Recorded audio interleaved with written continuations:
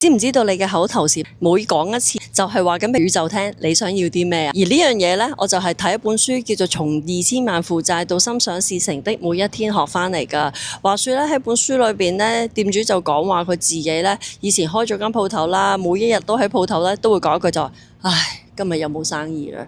結果你咪夢想成真咯，7年嚟你都冇生意啊，搞到自己負債2000萬。店主突然間有一日覺悟咗呢樣嘢之後轉念呢，佢就還清晒呢啲債啦，仲而家出埋書啦，賺咗好多錢啦。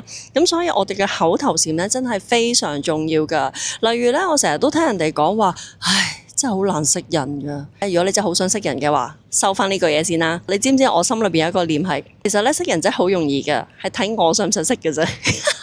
話說咧，其實我成日都喺茶餐廳因為搭台咧而識到人噶。啲人咧當然啱傾啦，可能就會做咗朋友。喺24年嘅時候咧，我就因為茶餐廳搭台就識咗一個遊客喎，佢就嚟香港玩2-3日咁樣啦。佢同佢都幾啱傾，佢係一個女仔嚟噶。咁所以咧喺嗰一搭完台之後咧，第二日咧我係帶咗佢出嚟遊玩咗一陣咁。然後咧好神奇嘅事就發生啦。上個禮拜啦，佢就突然間話：喂，你下晝冇嘢做啊？我可以嚟香港喎。如果你得閒嘅話，我哋就食個 tea 啊，我請你食飯啦咁樣。我話：哦，好啊，咁啱我得閒我就出咗去啦。點知原來佢係上天派嚟咧回應我最近一個問題嘅天使啊！